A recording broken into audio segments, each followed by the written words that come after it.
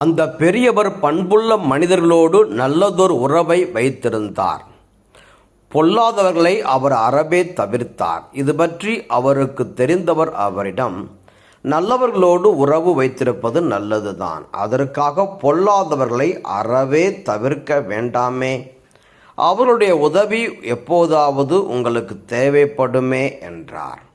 பெரியவர் அவரை மேலிருந்து கீழ்வரை ஒரு வினாடி கூர்ந்து பார்த்தார். பின்னர் அவர் தனக்கு தெரிந்தவரிடம், நல்ல பண்புள்ளவர்களோடு நாம் பழகினால் அவர்களிடம் இருக்கும் நல்ல பண்புகள் நம்மிலும் வளரும். பின்னாளில் அதற்கு கடவுள் நல்ல கைமாறு தருவார்.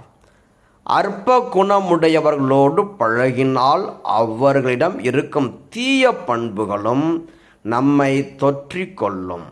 முடிவில் கடவுளிடமிருந்து நாம் தண்டனையைத்தான் பெற வேண்டியது வரும். அதனால்தான் நல்ல பண்புள்ளவர்களோடு பழகுகின்றேன் என்றார். ஆம், நாம் நற்பண்பு உள்ளவர்களோடு வாழும்போது பழகும்போது அதற்குரிய கைமாறினை பெறுவோம். இன்று நாம் வாசிக்க கேட்ட முதல் வாசகம் தூய வாழ்விற்கு கைமாறு உண்டு என்கின்றது. சாலமோனின் ஞான நூலிலிருந்து எடுக்கப்பட்ட இன்றைய முதல் வாசகம் இறை பற்றில்லாதவர்கள், இறைவன் மீது பற்று கொண்டு வாழ்ந்த மனிதருக்கு எதிராக சூழ்ச்சி செய்வது பற்றி பேசுகின்றது. இறைவன் மீது பற்று கொண்டவர் அல்லது இறையடியார் இறை பற்றில்லாதவர்கள் செய்த தீச்செயல்களையும் பாவங்களையும் கடிந்து கொண்டார். இதனால் இறை பற்றில்லாதவர்கள் இறையடியாரை கொல்ல முடிவு செய்கின்றார்கள்.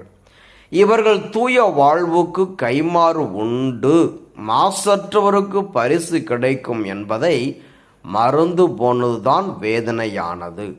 நற்செய்தியில் யூதர்கள் இயேசு உண்மையில் எங்கிருந்து வந்தவர்கள், அவர் யார் என்பதையெல்லாம் அறியாமல் அவரது வெளித்தோற்றத்தை மட்டுமே பார்த்து அவரை மதிப்பிடுகின்றார்கள், அவரை கொல்லவும் துணிகிறார்கள். அப்போதுதான் இயேசு, என்னை அனுப்பியவர் உண்மையானவர், நான் அவரிடமிருந்து வருகிறேன் என்கிறார்.